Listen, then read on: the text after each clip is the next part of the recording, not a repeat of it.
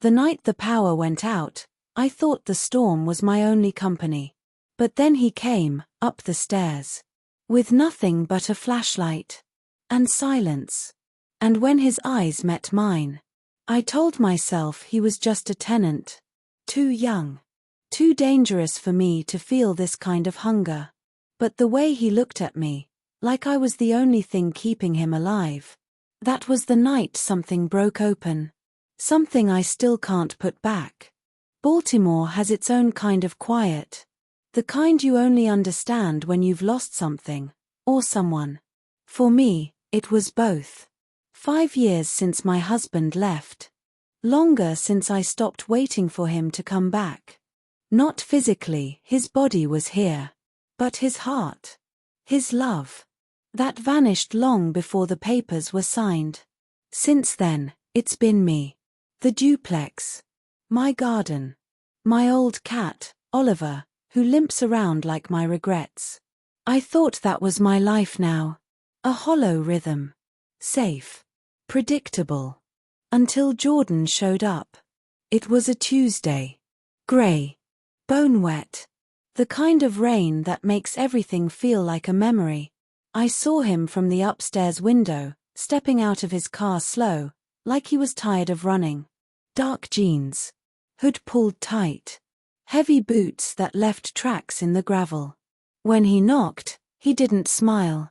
He just nodded, his voice low, steady, like a song with no words. "Jordan," he said. Just that. I handed him the key to the downstairs unit. He didn't ask for much. He didn't offer much either. But when his eyes met mine, just for a second, I felt it. The hush before a storm. The storm hit days later. Wind howling. Thunder splitting the sky like a warning. Then a knock at my door. Soft, but insistent. I opened it. Jordan stood there. Hoodie soaked through. Raindrops clinging to his lashes. A flashlight in his hand. "I think your fuse box needs checking," he said. His boots left puddles on my floor. His voice left something in me I couldn't name. I gave him a towel. He dried his hands, like he wasn't used to being cared for. He fixed the fuse, but the storm kept raging. So I asked, almost shyly, "Would you like some tea? While we wait?" He nodded. Quiet. Always quiet. We sat by candlelight, listening to rain scrape the windows. Silence thick between us, but not empty. Full. Heavy. I asked where he was from. "South Carolina," he said. His voice was even, but his eyes were stormed over. "Family?" He paused. Then, "Not anymore." He didn't look at me when he said it. That night, when he left, he looked back before closing the door. Like he wanted to say something, but didn't know if he should. The house wasn't quiet anymore. Not really. I started listening for him. His boots on the floorboards. The faint hum of his music through the vents. I told myself it was nothing. Just awareness. Just curiosity. But I knew better. One afternoon, I found him on the porch steps. Smoking. Staring into the drizzle. His shoulders looked heavier than his frame. I sat beside him. For a long time, we said nothing. Then, without turning, he murmured, "You ever feel like time moves around you, but not with you?" My chest tightened. "Yes," I whispered. "Almost every day." And then he looked at me. Really looked. And I knew something dangerous was starting. I made him dinner. Chicken stew. Cornbread. I told myself it was kindness, nothing more. But when I brought it to his door, he opened it shirtless. Tattoos faded on his collarbone. His eyes startled, then soft. "Hope you're hungry," I said. My voice wasn't steady. He smiled then. Slow. Real. And it was over for me. The next day, he fixed my screen door without asking. The next, he left wildflowers by my steps. I started to wonder if he was building something here, or hiding inside it. That Friday, I played my old vinyl. Etta James. The kind of record that makes silence ache. He knocked. I heard the music, he said.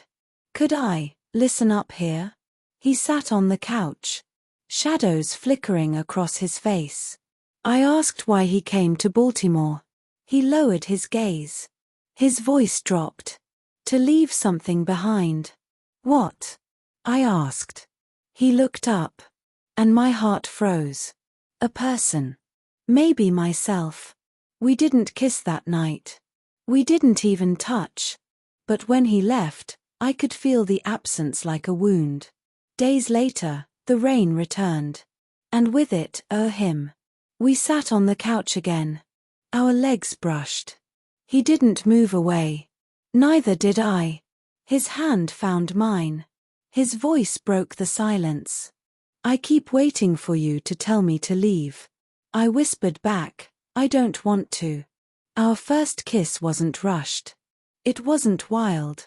It was reverent. Dangerous. Like both of us knew this could ruin everything, and neither of us cared. It didn't happen the way books say. No urgency. No chaos. Just silence so thick it felt holy. That evening, I left muffins by his door. Blueberry, his favorite. He left a note in return. You make everything softer. Jay. That night, when I brought dinner down, he didn't let me leave. His fingers wrapped around mine. His voice low. Why me?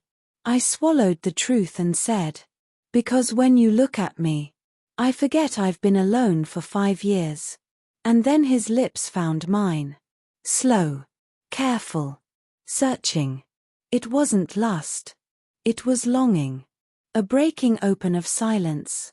When we finally undressed each other, it felt less like temptation, more like surrender. After that night, he didn't move back downstairs. His toothbrush sat by mine. His hoodie draped over my porch chair. We didn't say it out loud. We didn't define it. But it was there. Alive. Still, I couldn't shake the questions. What was he running from? Why did his eyes darken whenever I mentioned the past? Why did I feel both safe in his arms, and like I was sleeping beside a secret? I used to think love had an expiration date. That after heartbreak, after years of silence, you stop believing in new beginnings. But with him, I'm not sure if I found love, or if love found me. All I know is this. The night the power went out, a stranger walked into my kitchen. And maybe into my life. Or maybe into something I don't yet understand. Tell me, would you have let him in? Kindly leave a comment, like, and subscribe for more exclusive contents.